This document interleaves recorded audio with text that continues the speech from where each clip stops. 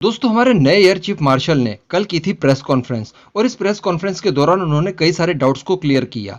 मैं आपको बता दूं कि भारत की रणनीति कैसी होगी, इंडियन एयरफोर्स की जो स्ट्रेंथ होने वाली है वो कैसे होगी, इसको लेकर उन्होंने खुलकर चर्चा की, जिसका सारांश ये निकलता है कि आने वाले 10 से 15 सालों में भारतीय एयरफोर्स के पास एक्चुअली 42 स्क्वाड्रन की संख्या में फाइटर जेट्स होंगे, जिनमें से मैक्सिमम नए होंगे और जो बाकी के पुराने होंगे वो भी बहुत ज्यादा पुराने नहीं होंगे। और जो बहुत ही ज्यादा पुराने वाले फाइटर जेट हैं जो कि इस समय हम लोग इस्तेमाल कर रहे हैं, उन्हें रिटायर कर दिया जाएगा, जिसमें जैगुआर, मिराज और साथ ही साथ मिग-21 जैसे फाइटर जेट शामिल है। यहाँ पर कई लोग आशंकित थे कि एयर चीफ मार्शल ने अपनी प्रेस कॉन्फ्रेंस के दौरान एमआरएफए प्रोग्राम या फिर एमएमआरसीए 2.0 डील के बारे में कही बात। उन्होंने कहा कि 114 फाइटर जेट हमें एक्वायर करने हैं।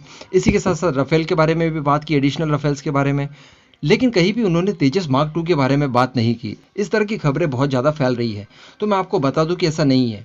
उन्होंने तेजस मार्क 2 के बारे में भी बात की है, उन्हें एक्वायर करने की बात की गई है।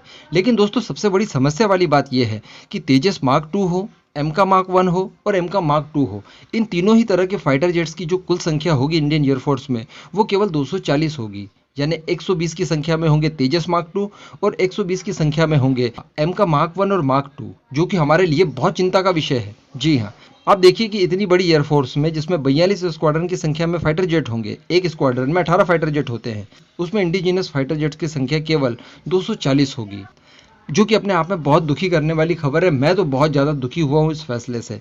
वैसे हमसे ज़्यादा एक्सपीरियंस हमारी फोर्सेस रखती है, वो जो भी निर्णय ले वो सही है, क्योंकि टू फ्रंट वॉर एक्चुअली हमें लड़ना है। अब बात की जाए दोस्तों किस तरह की इंडियन एयरफोर्स होगी, तो उसके बारे में आप जान लीजिए। मैंने आपको बता ही दिया कि आने वाले 10 से 15 सालों में कितने फाइटर जेट रिटायर हो जाएंगे। इसके बाद दोस्तों, जो भारत के पास फाइटर जेट बचेंगे उनमें होंगे एफओसी आईओसी तेजस वाले, जिनको कि हम बिल्कुल भी काउंट नहीं करेंगे। इसी के साथ साथ 272 की संख्या में होंगे SU-30 MKI, जो कि ना तो ज़्यादा नए होंगे और ना ही ज़्यादा पुराने होंगे। इनको अपडेट वैसे भी हम लोग कर रहे हैं, तो इनकी संख्या होती है 272, जो कि स्क्वाड्रन में अगर तब्दील किया जाए तो 15 की स्क्वाड्रन बनती है। 15 स्क्वाड्रन SU-30 MKI हमारे पास होंगे। इसी के साथ साथ दोस्तों, हमने तेजस मार्क 1A के लिए ऑर्डर किया है 83 की संख्या में, जिनकी स्क्वाड्रन में संख्या बनती है 4.6 स्क्वाड्रन। यानी यहाँ पर 0.6 को हटा दिया जाए तो 4 स्क्वाड्रन यहाँ पर बनती है। इसी के साथ साथ राफेल हमारे पास 36 है, यानी 2 स्क्वाड्रन। 2 की और बात चल रही है, एडिशनल राफेल्स हम लोग खरीद सकते हैं, तो 72 मान लेते हैं हम लोग, तो ऐसे करके हो जाएगी 4 स्क्वाड्रन। इसी के साथ साथ दोस्तों, 120 की संख्या में तेजस मार्क 2, 120 की संख्या में एमका मार्क 1 और मार्क 2, तो कुल मिलाकर हो गए 240, और इनका आंकड़ा बनता है स्क्वाड्रन में 13 स्क्वाड्रन।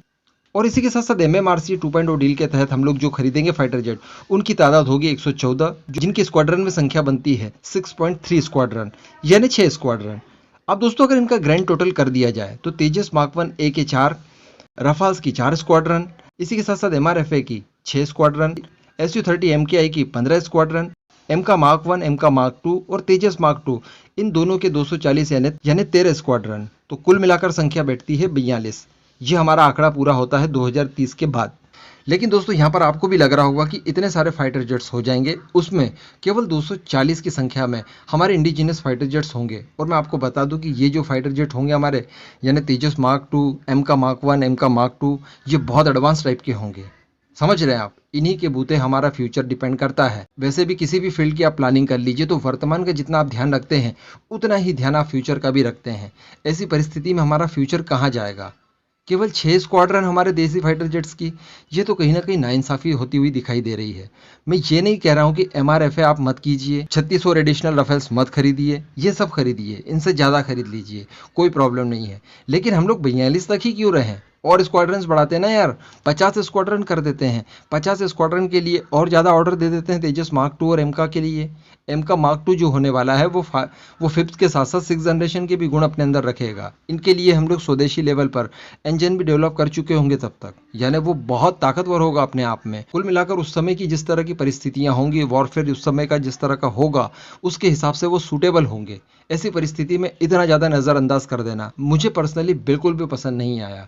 कम से कम 10-10 स्क्वाड्रन हमारे पास तेजस मार्क 2 और एमका सीरीज के दोनों ही फाइटर जेट मार्क 1, मार्क 2, इनकी होनी चाहिए थी। तीनों फाइटर जेट मिलाकर कुल मिलाकर कंप्लीट करते 20 स्क्वाड्रन। तब आता असली मज़ा। खैर कोई बात नहीं, हमारी घर की खेती है, हम लोग फिर से कर लेंगे। आने वाले समय में ऑब्वियसली हमें 42 के आगे भी जाना ही होगा। उस समय हम लोग देखेंगे। इस पूरे मुद्दे पर आपका क्या मानना है? नीचे कमेंट करके ज़रूर बताइएगा।